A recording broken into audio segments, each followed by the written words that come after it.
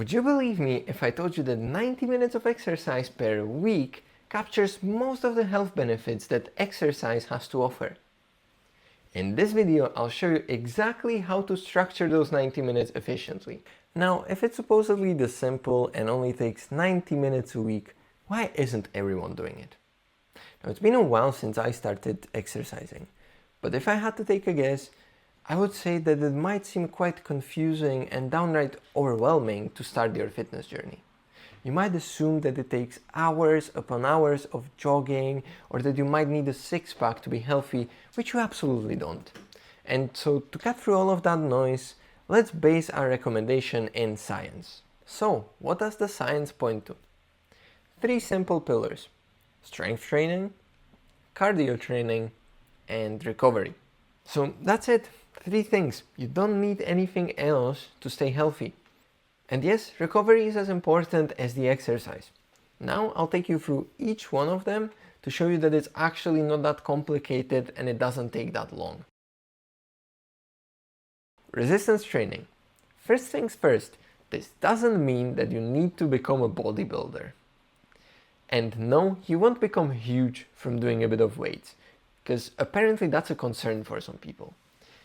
Building substantial amounts of muscle requires years of dedicated training, dieting, and sometimes some illegal supplements as well, so you don't need to worry about that.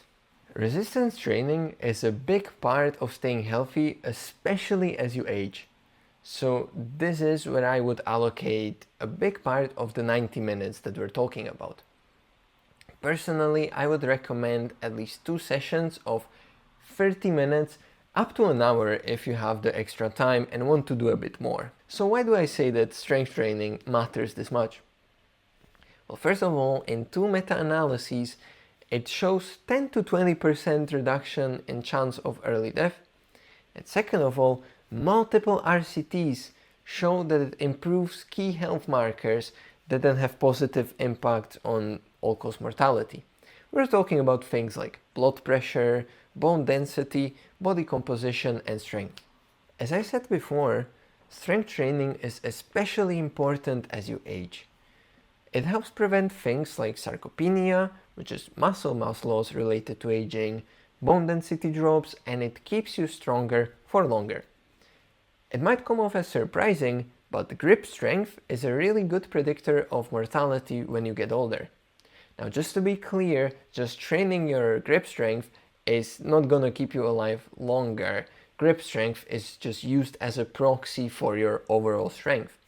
However, improving your leg strength can keep you sharper for longer. A 2016 study following twins over 10 years found that leg power is a good predictor of cognitive aging. Pillar number 2, cardio. Before getting to the deliberate exercise part, I'd like to touch on daily steps and set up some goalposts. The first one, which might be surprising, is 4,000 steps. This is where we start seeing some clear reductions in all-cause mortality. The second goalpost would be 7,000. That's where you get majority of the health benefits and risk reductions that you can get from daily steps. And the last one, kind of a stretch goal, is 10,000 and beyond. There are still benefits that you can get beyond 7,000, but the returns on your time are strongly diminished. Now for the deliberate cardio. For this, I would recommend 10 to 15 minutes of zone 2 to zone 3 cardio right after the strength training. The reason we're doing one after the other is to just save some time and make it more convenient. Zone 2 means that you're trying to keep your heart rate between 60 to 70% of your maximum heart rate. To get an approximation of your maximum heart rate, you can take the number 220 and you subtract your age from that. Another way to gauge zone 2 is you should still be able to have a fluent conversation while doing it. Zone 3, on the other hand, is more intense and you would be struggling to keep up a conversation. While these 2 zones are less intense than something like high-intensity interval training, they still can build your aerobic capacity quite effectively. And an additional benefit is that since they're less intense, they won't interfere with your strength training or the recovery from it. And they will also not impact the rest of your day. If you're doing this in the morning, you will still feel fairly refreshed, they won't drain you. Or if you're doing it in the evening, they don't rev up your system so much that you might struggle to fall asleep, for example. Something I wasn't really aware of until properly researching all of this is that cardio has benefits beyond just your cardiovascular system. For example, a 2011 RCT found that cardio has positive impact on your hippocampus, which is the region of your brain that is important for memory.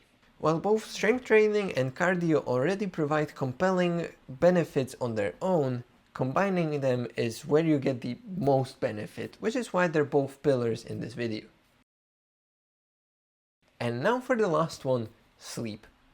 I know it might seem a little bit odd for sleep to be included as a pillar in an exercise video. However, as anyone serious about the gym and building some muscle would tell you, recovery is crucial to building muscle, and it's not just that, it's actually crucial for your body in general. All of the stress and fatigue and everything that you accumulate during the day gets repaired while you sleep. So sleep is non-negotiable when trying to stay healthy. So what is the practical takeaway for this pillar? Aim for 7 to 8 hours of sleep, maybe a little bit more. You might need some experimentation to find what works for you. But sleeping for less than 7 hours regularly has been linked to some health risks and increased risk of mortality in quite large studies. So treat it as an important part of the routine. Now, let's take all of that and bring it together into a routine that you can actually take and follow. I will be prescribing you exercises, sets, and reps. All of the choices are very deliberate, but it's still a template. You can customize things. You could swap out things, you could do a bit more if you feel like it. I wouldn't necessarily do less, as we're trying to build a minimum base to build a healthier life. I will also provide you with a PDF that's going to have all of this information written out, and actually even a bit more. It's going to have the exercises, the explanations, and rationales for everything, so you can actually learn and continue to customize it or progress from it. All of this will be free of charge. I'm not asking for your email, not asking for any information. It's just going to be there for you to download and work with. If I were to ask for something in return, it would only be this. If you learn something new or interesting, or this video or PDF gets you to start exercising and to start your fitness journey, then share it with someone. Again, whether it's the video, the PDF, or even if you are just to invite the person to exercise with you, please do that. That's all I ask for, and I would be really grateful if you did that. And just a quick disclaimer before we get into the actual routine. If you have any conditions or injuries or any concerns, go talk to your doctor. Please discuss with them any new exercise routines or regimes that you start, as they will be the most knowledgeable person to advise you on what's suitable, what you might want to avoid, and so on. So talk to your doctor first. Okay, so now let's build up the routine. We're gonna do 2 sessions in the week. Ideally, let's keep them at least a day, possibly 2 apart. So Monday to Thursday or Monday to Friday, you can figure out what works for your schedule. Now we're gonna be doing the strength training and cardio in the same session. You can separate them out if you want to, but as I said before, I would put them together just to save some time and for convenience. The order of how to do them is up to you, but I would strongly recommend that you do strength training first and cardio second, just so you're not going into your strength session already tired from the cardio. For the strength training, we'll be doing a full body routine, as these tend to be the most efficient at hitting your, full body. But we'll be doing different sessions on each day. So the main movements for the routine A are going to be bench press, back squat, and barbell row. For the routine B, they're going to be military press, deadlift, and pull-ups. Basically, all of them are going to run for 3 sets of 10, except for the deadlifts. If you're doing conventional, those are going to be dropped down to 3 sets of 5. At the end of both of the routines, you're going to do some planks. Now, the reason these specific exercises are here isn't random. Every session has a pushing movement, a pulling movement, and then either a squat or a hinge pattern. That covers everything your body needs. The bench and the row technically balance each other. One is a horizontal push and one is a pull. The same applies to the military press and the pull-ups, except those are vertical.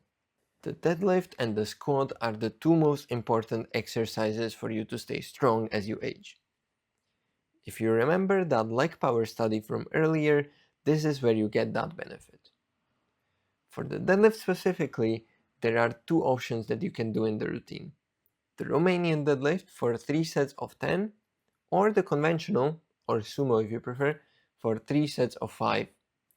Both of them train the same hip hinge pattern and the same muscles, your hamstrings, glutes, and lower back primarily.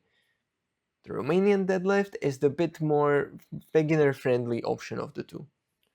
You're starting from standing, the range of motion is a bit more forgiving, and you'll naturally use a lighter load, which just makes it easier to learn the pattern safely. The conventional instead has you pull from the floor and can be loaded much heavier over time. This makes it the better option for long-term progress and for strength and bone density. But if you're just starting out, begin with the Romanian. That's what I've done. Once you're comfortable with the movement and have built some baseline strength, transitioning to conventional will be the natural next step. If you're doing conventional, it's set to 3 sets of 5 rather than 10 because it's just a more demanding movement overall, systematically and for your nervous system as well. The lower reps keep the volume manageable but still get you the stimulus that you need. Pull-ups are listed as AMRAP, which stands for as many reps as possible. Just because everyone's starting point is going to be different, you might be able to do 1. If that's what you can do, you do just 1. If you're on the lower end of how many you can do or you can't even do 1, there are options for that as well. If you have access to an assisted pull-up machine, that can be an excellent way to get started. If you don't have access to one, you can either use some rubber bands to help you lift yourself up and also provide a bit of counter resistance as you lower yourself down. Or if you don't have access to any of those, you can still practice your pull-ups, and you do that by just jumping all the way up and slowly lowering yourself and just doing that for, again, as many reps as you can do. But yeah, all of this is laid out in the PDF in the description, along with the progressions and substitutions if any of these movements didn't work for you. If you're new to the gym, all of this might seem a bit intimidating and some of these words might not mean much to you, so I have some recommendations on how I would go about learning all of this. Okay, so the most approachable but slightly higher effort way of learning these movements is watching technique guides and videos on how to perform these movements. I will link some good videos in the description and in the PDF that will also be in the description. You can follow these and learn the movements by yourself. Second option, if you know someone that goes to the gym, you have a friend that's been going to the gym for a while, you can ask them to introduce you. There's a good chance they already know how to do these movements, and while they might not have the complete know-how of how to troubleshoot everything, it could still be a good introduction point, and for a majority of people this should work very well. Lastly, if you're struggling with any of them or you just want a bit more security, you could hire a personal trainer. You don't need to hire them for a prolonged period of time. You could just get like a session or two, or one at the start and maybe one in a bit to review. But basically the trainer can take you through all of the movements, make sure that you're performing them correctly, and they should also have the knowledge for troubleshooting any issues that you might run into. Now, regardless of which of these approaches you take, I recommend that you record yourself at least every now and then, and definitely at the start, performing these movements. As for the weights that you do, I would definitely start on the lighter side, especially as you're learning the patterns, the technique. Even if that means just lifting the bar, there's nothing to be ashamed of. Everyone starts somewhere, and believe me, your strength is going to build up. However, you want to make sure that you learn the technique properly and that you don't injure yourself while you're learning it. That's why we're doing lighter weights. We're building up those repetitions, we're building up those motor patterns, And believe me, it's gonna get easier, you're gonna get stronger, and you're gonna reap the benefits of that. The squats and deadlifts are very functional patterns, so it's very important to get them right and to build up the strength there. Some final points before wrapping up. The best kind of routine that you can do is the one that you actually enjoy and that you will stick with. So even though that this routine was designed very intentionally to provide you a lot of benefit for as little time as possible, if you do not enjoy lifting weights, that's perfectly fine. Feel free to do some other form of exercise that you actually enjoy. It's going to be a lot better than just doing nothing. However, I would say that at least applying some external weight to yourself is quite important, because that's the driver of those bone density adaptations that we talked about, and those are really, really important as you age. But even if you don't do weights, do keep some strength training component. Any kind of strength training that you do will translate positively into other activities that you do, whether that's gardening, running around with your kids, or doing sports. So try to keep that in. So that's it. 2 sessions a week, some daily movement, and decent sleep. That's the gap between a sedentary lifestyle and what studies describe to have up to 40% lower risk of dying prematurely. As I said before, PDF with a full breakdown of the routine and more extra information on how to progress and other things down in the description. No email required, no strings attached. Now I want to hear from you. Is there anything keeping you from the gym? If so, what is it? Let me know down in the comments. If you found this video useful, subscribe so you don't miss any of the future ones. But that's all I have for you today. I hope to see you in the next video. Until then, have a good one. Bye.